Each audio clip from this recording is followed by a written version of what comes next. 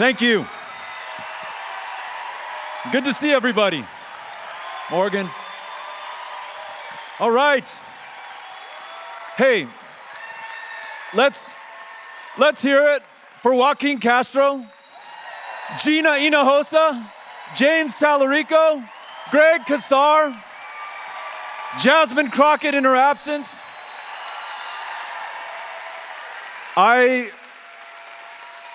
I don't know about you, but I feel a whole hell of a lot better after listening to these leaders, these folks who are fighting on our behalf day in and day out here in Texas and across the country. Every single one of them who took this stage is a fighter. Every single one of you who came here tonight to listen to them is a fighter. So I want you to think about this. What happens if all of this is over before the fight has really begun? From the moment that he was appointed chancellor in January of 1933, it took Adolf Hitler only 53 days to destroy German democracy. And at every turn in those 53 days, every time he defied the German Constitution, every time he exceeded his lawful authority, every single time he tried to run past the rule of law, the German press, the German politicians, and most importantly, the German public did far too little, far too late. In 53 days, he went from a buffoonish thug who could barely hold power to the undisputed master and dictator of the German people. In the 6 months since Donald Trump has been sworn in, we have been borne witness to him defying federal judges, a co-equal branch of government, dismantling congressionally chartered agencies and departments, colluding with corrupt public officials, and through his executive actions, trying to dispense with the congressional safeguards, the constitutional protections that have kept us up until now a nation of laws and not of kings. And now he wants to grab even more power because Donald Trump understands that these deeply unpopular policies, taking millions of people off of Medicaid, transferring billions of dollars from working Americans to the wealthiest 1%, sending thugs out to terrorize like Gestapo tactics our fellow Americans. This stuff is unpopular, and without 5 more seats in the state of Texas, he's unlikely to hold on to the House of Representatives. And if he can't hold the House, there will be a check on his lawlessness. There will be accountability for his crimes and his corruption. There will be the very real prospect of free and fair elections going forward. But I want you to know this, that Donald Trump understands the stakes clear as day. And so, with these Texas Republicans, thick as thieves, they tried to steal the 2026 election in the summer of 2025 right here in Texas by ramming through this gerrymander. Now look, those are the facts. And if we fail to prevent this, if we fail to hold on to these seats and to win a majority in the House of Representatives, then the consolidation of authoritarian power in America will be nearly unstoppable. What does that mean? It means more masked, plainclothes, federal agents without warrants or badges sweeping fellow Americans up off the streets.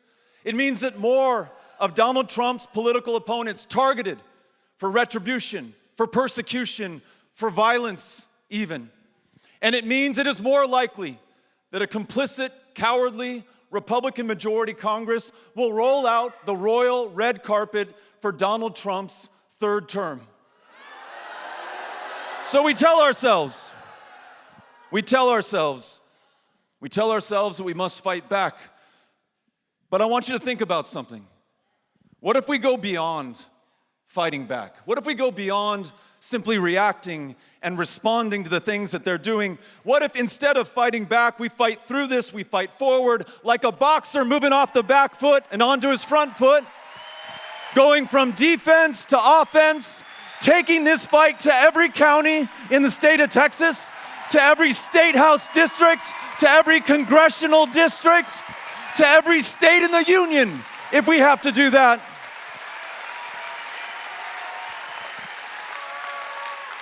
To no longer await the punch thrown by these would-be fascists, but to throw ours first and to throw ours harder. What does that look like? It looks like all of us right now committing to one another that we're gonna have the backs of these courageous state house Dems when they break quorum for as long as it takes, the resources that they need, the encouragement that they need, the moral support so that they can prevail. And what about this? What if in states where Democrats hold power right now, we seize the initiative? And instead of waiting for Texas Republicans to act first, we redraw those congressional districts for Democratic advantage and pick up a majority in the House by any means necessary. And what if you tonight sign up with one of these Powered by People volunteers wearing the yellow vests who will train you to become a volunteer deputy registrar so we can reach out to and register the voters who are gonna power the victories that we need, not just to save Texas, but this country in 2026. Are you with me? Are you willing to do this? Because we need that.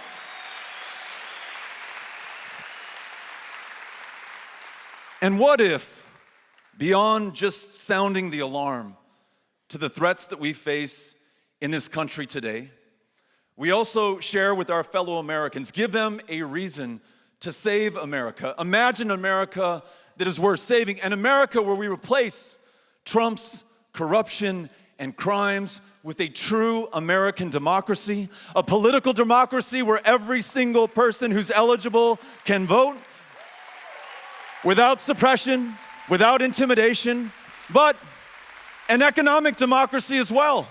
One where you can afford just to work one job. One where you can afford to buy a house. One where you can afford to go to the doctor. One where you can afford to teach school in the state of Texas.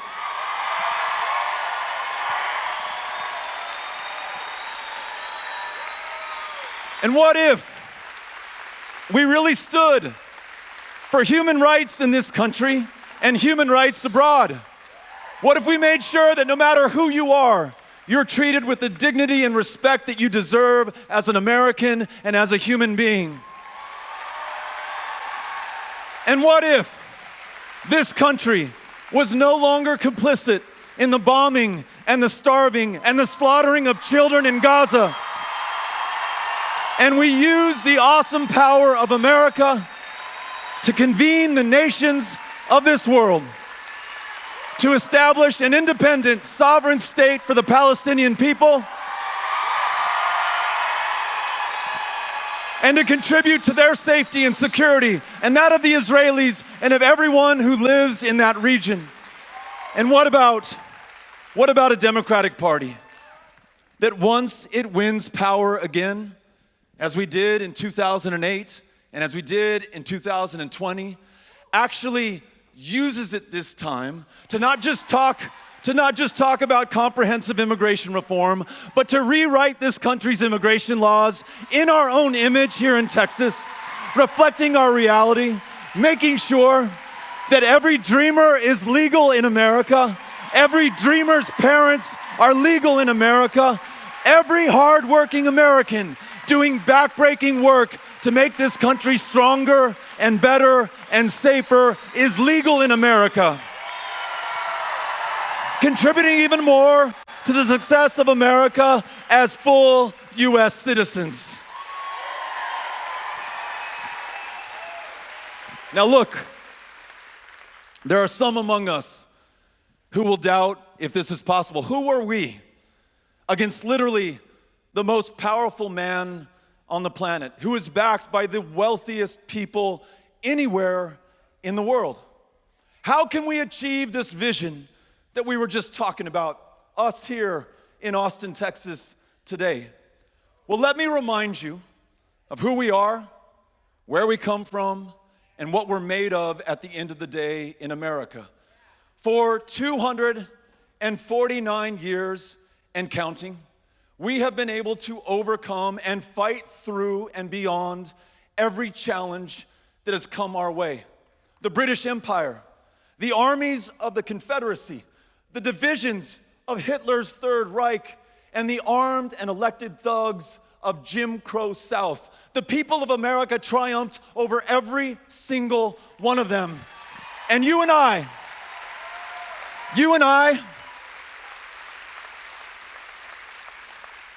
these 249 years now flow through to us today here in Austin. And what we do with this inheritance is going to define us in history and will determine what our future is as a country. And so I ask you today to not allow the moment to pass without a fight, and to make sure that each of us does all we can with what we have, where we are, right here tonight in Austin, and every single day going forward. We fight on every front, and we fight until we win. Are you with me? Are we together? Let's keep up the fight. Let's keep the faith. Let's go out there and win. Thank you, Austin. Thank you to these folks here. Come on up. Come on up.